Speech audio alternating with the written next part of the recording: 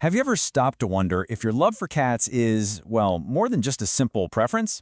Science is actually starting to suggest it's not random at all. In fact, it might be a really deep psychological and even biological signal, kind of like a fingerprint that reveals how you process the world, how you handle stress, and ultimately, how you find a sense of safety. I mean, think about it. What do you truly crave in a companion? Are you looking for that big, explosive energy, that constant feedback, always being treated like the center of the universe? Or do you value something completely different, like a quiet coexistence, an observant presence that doesn't demand you put on a show? And look, this isn't just about pets. It's about two fundamentally different ways of connecting with the world. So, that's what we're going to do. We're going to go on a little journey here to decode what your love for cats might be quietly revealing about you. The real question isn't if you love them. It's about what that preference says about your entire inner world. Okay, first things first, we have to get past all the stereotypes. I mean, for decades, pop culture has basically turned cat lovers into a running joke. But here's the thing.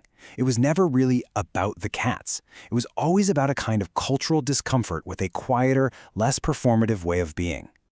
You know these caricatures, right? The crazy cat lady, the cold, quiet intellectual, the supervillain stroking a fluffy white cat. These stereotypes pop up because our culture often thinks that being loud and expressive is the only healthy way to be social. So if you don't perform your connection in this really loud way, you're automatically seen as withdrawn, or maybe even a little strange. But here's the key takeaway, and this is so important. Psychology tells us that a lack of constant expression is not a sign of emotional absence. It's a sign of emotional regulation. What looks like detachment from the outside is very often just someone carefully managing their internal world, choosing where and how they spend their energy. Okay, so let's move away from the cultural myths and dive into the actual science. Psychologists often use a framework called the Big Five to map out personality. And when they compare cat lovers and dog lovers using this model, some really fascinating patterns start to show up. Now, what's really interesting here is how consistent the research is. Cat people, again and again, score higher in openness, which points to things like creativity and being comfortable with abstract, complex ideas. They tend to score lower in extraversion, which basically means social interaction can be pretty draining instead of energizing. And they often score a bit higher in neuroticism. And before you jump to conclusions, in psychology, this trait isn't about being anxious. It actually reflects a heightened sensitivity. You notice more, you feel more. It can be a source of incredible awareness. But personality is only one piece of the puzzle. Let's go a layer deeper, down to the level of your nervous system. Because for a lot of people, this isn't just a preference in their head. It's about how their body physically responds to the world around them. When you boil it all down, it's really about one thing: regulation. Every single one of us has a nervous system that's on a constant mission to find its way back to a state of calm. And for a lot of us, especially in a world that is just so loud and fast and overwhelming, that is the central challenge of daily life. And this slide just lays out the two different approaches perfectly. Some nervous systems regulate themselves through activity, through engagement and external feedback. The super energetic, responsive nature of a dog is perfect for that. But other nervous systems, they regulate through stillness and the absence of pressure. They don't need more stimulation. Their system is begging for less. And cats, well, they are masters of providing that. This all leads to this incredibly powerful process called co-regulation. A cat's purr, for instance, vibrates at low frequencies that literally signal safety directly to your brain. You know that feeling when a cat is on your lap and your stress just seems to melt away? That's not just in your head. That's co-regulation in action. Your body is attuning to that calm presence, and your stress hormones start to drop, all without a single word being said. So, you have to ask the question, how did we, as humans, form this incredible bond with what is, let's be honest, an efficient, solitary predator? Well, the answer seems to lie in a kind of evolutionary shortcut that completely bypasses your logical brain. It's something called the baby schema. A cat's features, the big eyes, the round head, the small nose, they just so happen to perfectly match the cues that are hardwired into our brains to make us want to take care of our own babies.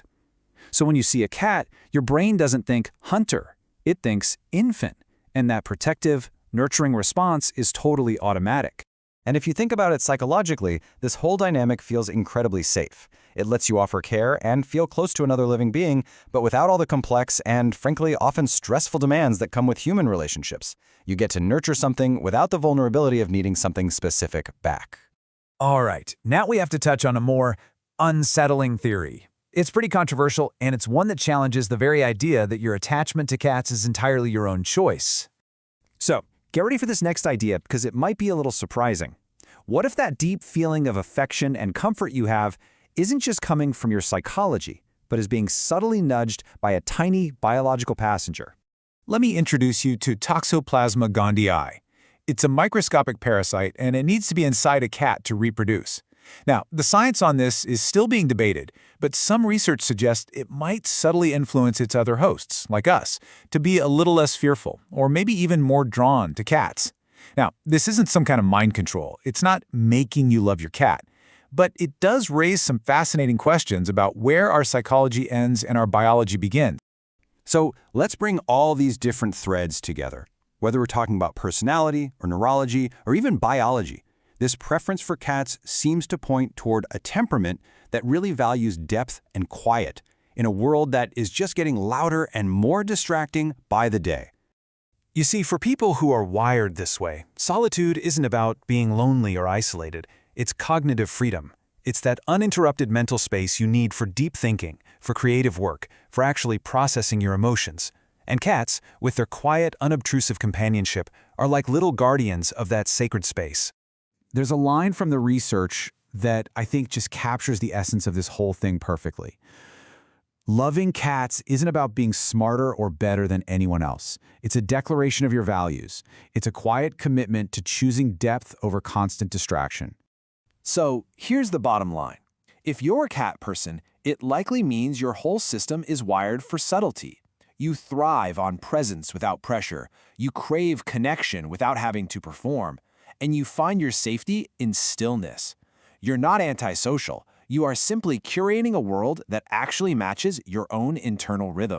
And that really just leaves us with one final question to reflect on.